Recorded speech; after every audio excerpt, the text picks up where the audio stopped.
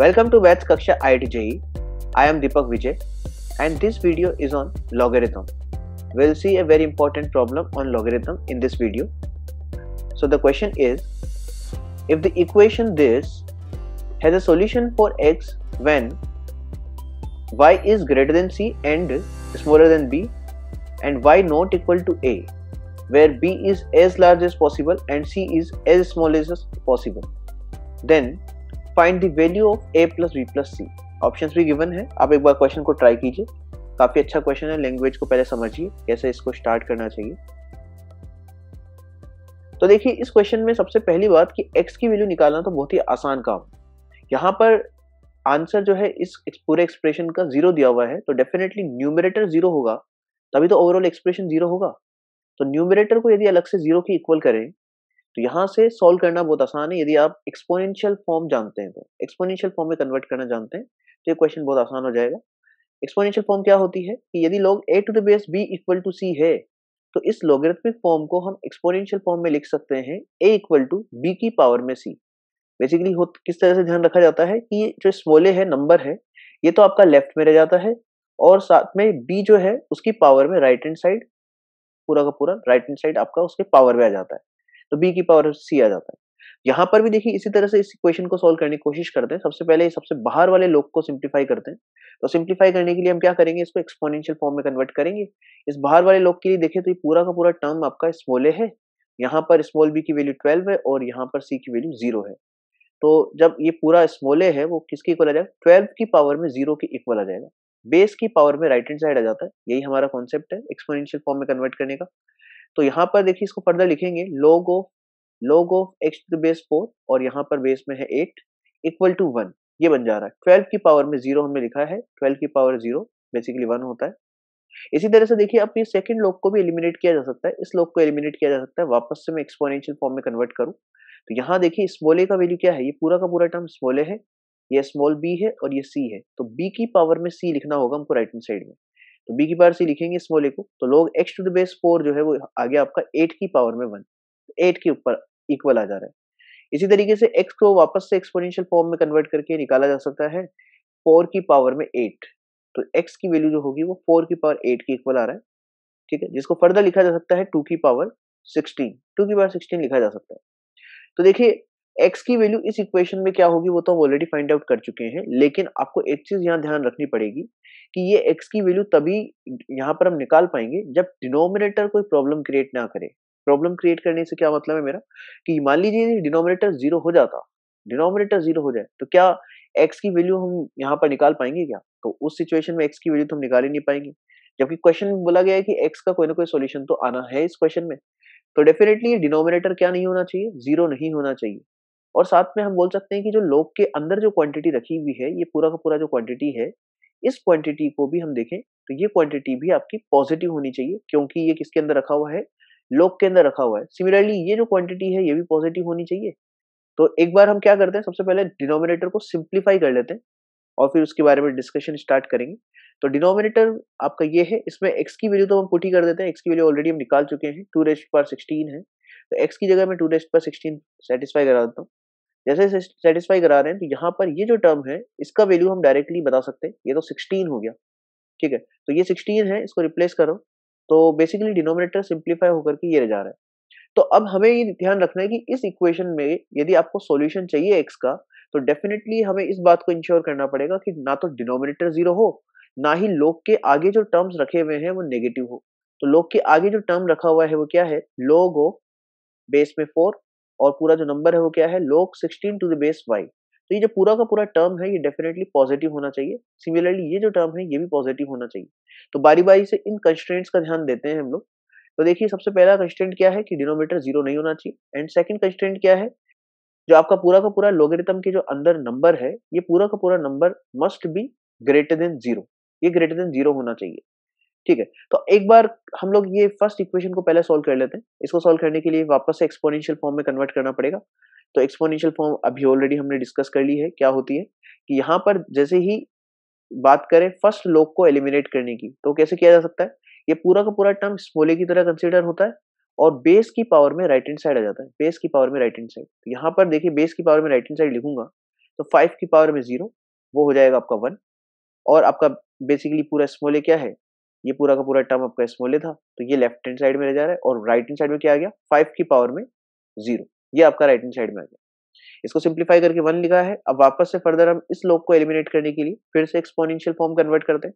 तो 4 की पावर में राइट हैंड साइड आएगा और पूरा का पूरा जो नंबर है ये लेफ्ट में रह जाएगा। तो log 16 to the base y इसका वैल्यू कितना आ गया? 4 रेज़ टू द पावर 1 के नॉट इक्वल होना चाहिए। तो इसी तरीके से हम लिख सकते हैं फर्दर फिर से एक और बार एक्सपोनेंशियल फॉर्म में कन्वर्ट करके इस इक्वेशन को। तो y raise to the power 4 जो होगा वो 16 के इक्वल आ जाएगा। यहाँ से y की वैल्यू आ रही है 2, तो y की वैल्यू 2 आ जा रही है। -2 तो हो नहीं सकता है, y नेगेटिव में है तो ऑलरेडी हमें पता है। तो y जो है वो नॉट इक्वल टू 2 हमारे पास में निकल के आ रहा है इस इक्वेशन से। ठीक है। अब इसी तरीके से आगे यदि हम बढ़े तो सेकंड इक्वेशन की बात करेंगे। इस इक्वेशन को भी सॉल्व करके y पर कंस्ट्रेंट्स का पता लगाएंगे कि y पर क्या-क्या कंस्ट्रेंट्स लगे हुए हैं। तो देखिए ये पूरा का पूरा एक्सप्रेशन ग्रेटर देन 0 दिया हुआ है। लॉगरिथमिक इनइक्वालिटी सॉल्व करने के लिए अगेन हमको एक्सपोनेंशियल फॉर्म में कन्वर्ट करना पड़ता है। हमारा सिस्टम क्या होता है लॉगरिथमिक इनइक्वालिटीज को सॉल्व करने का कि कभी log a to the base b greater than c हो, तो यहाँ पर इसको सॉल्व करने के लिए अगेन आपको एक्सपोनेंशियल फॉर्म में कन्वर्ट करना पड़ता है। एक्सपोनेंशियल फॉर्म में कन्वर्ट करके लिखें तो a को लिखा जा सकता है b की पावर में c के इक्वल, लेकिन यहाँ पर बीच में इक्वालिटी नहीं है तो डेफिनेटली हमें यहाँ पर इनइक्वालिटी लगानी पड़ेगी। लेकिन इनइक्वालिटी का एक रूल है कि यदि बेस 1 से बड़ा है तब तो इनइक्वालिटी का साइन सेम रहता है और यदि बेस 1 से छोटा है तो इनइक्वालिटी का साइन रिवर्स हो जाता है, बीच में रिवर्स होकर के आता है। ये चीजें आप रिवाइज कर सकते हैं। हमने पूरा लॉगरिथम का कोर्स अपलोड कर रखा है आप लोगों के लिए, तो आप प्रॉपर सारे लेक्चर्स एक बार रिवाइज करेंगे तो ये सारी चीजें वहां पर हमने डिटेल में डिस्कस कर रखी है लॉगरिथमिक इनइक्वालिटीज। ठीक है, तो यदि बेस 1 से बड़ा है तब तो इनइक्वालिटी का साइन सेम रहता है, यदि बेस 1 से छोटा है तो इनइक्वालिटी का साइन रिवर्स हो जाता है। यहाँ पर बेस 1 से बड़ा है तो डेफिनेटली हम यहाँ पर जब एक्सपोनेंशियल फॉर्म में कन्वर्ट करेंगे तो इनइक्वालिटी का साइन सेम ही रहेगा। तो देखिए एक्सपोनेंशियल फॉर्म में कन्वर्ट करेंगे राइट हैंड साइड में तो आएगा 4 की पावर 0 और लेफ्ट में रह जाएगा आपका log 16 to the base y। log 16 to the base y is greater than 4 इस पर 0। 4 इस पर 0 का वैल्यू 1 होता है। ठीक है, अब यहाँ पर देखिए यदि ये जो टर्म है ये 1 से बड़ा ऑलरेडी आ चुका है तो आपको क्या अलग से ये कंस्ट्रेंट भी लेना चाहिए क्या कि ये जो चीज है ये 0 से बड़ा होना चाहिए? अब 0 से अलग से इसको 0 से बड़ा बोलने की जरूरत खत्म हो चुकी है, क्योंकि जब ये ऑलरेडी 1 से बड़ा हो चुका है तो डेफिनेटली 0 से बड़ा तो होगा ही होगा। तो अलग से एक इक्वेशन और बनाने की जरूरत खत्म हो गई कि इसको अलग से 0 से बड़ा बोला जाए, उसकी जरूरत अब नहीं रही है क्योंकि ये ऑलरेडी 1 से बड़ा आ चुका है। तो अब फिर से यदि इस फर्दर इस इक्वेशन को सिंप्लीफाई करना है तो हमें यहाँ पर बेस जो है, देखिए सबसे पहली बात हमें क्लियरली पता नहीं है। बेस आपका वेरिएबल है, तो बेस वेरिएबल है उस सिचुएशन में लॉगरिथमिक इक्वालिटी सॉल्व करने का तरीका क्या होता है कि हमें केसेस बनाने पड़ेंगे बेस पर। तो दो केसेस में क्वेश्चन को सॉल्व करना पड़ेगा। एक केस कंसिडर करते हैं, फर्स्ट केस व्हेन y को मान लेते हैं 0 से 1 के बीच में, और सेकंड केस की बात करेंगे व्हेन y जो है वो आपका ग्रेटर देन 1 है। तो एक बार मैंने y को 0 से 1 लिखा है और एक बार हमने y को 1 से बड़ा लिखा। ये केस 1 की पहली इक्वेशन है, ये केस 2 की पहली इक्वेशन।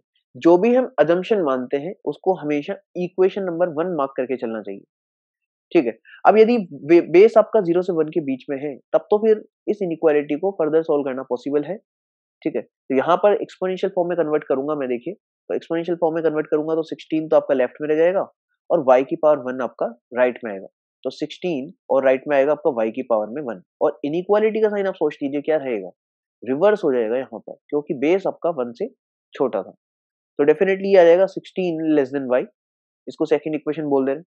तो जो अजम्पशन हम लेते हैं और जो आपका सॉल्यूशन आता है केस का, इन दोनों इक्वेशंस का हमेशा क्या लेना पड़ता है, इंटरसेक्शन।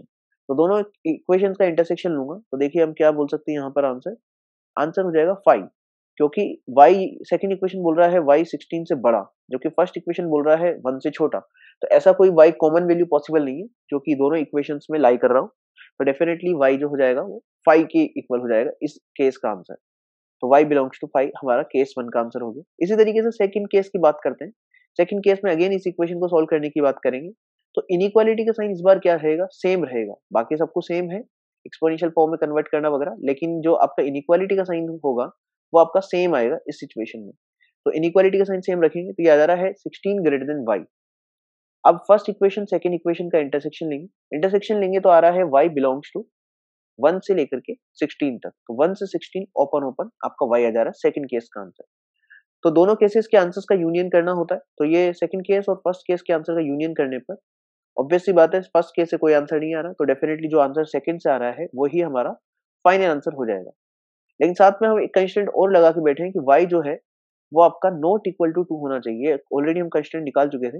तो दो बातें हम लोगों ने इसमें क्वेश्चन में कंक्लूड की कि y को 1 से 16 होना चाहिए और y नॉट इक्वल टू 2 होना चाहिए यदि क्वेश्चन को डिफाइंड रहना है या डिफाइंड रहना है, या बोले कि क्वेश्चन में से कुछ सॉल्यूशन यदि x का आना पॉसिबल है, तो तब पॉसिबल है जब ना तो डिनोमिनेटर 0 हो और ना ही लॉग के अंदर जो टर्म्स रखे हुए हैं वो नेगेटिव हो। तो उन कंस्ट्रेंट्स का ध्यान रख करके हमने y की वैल्यूज निकाली।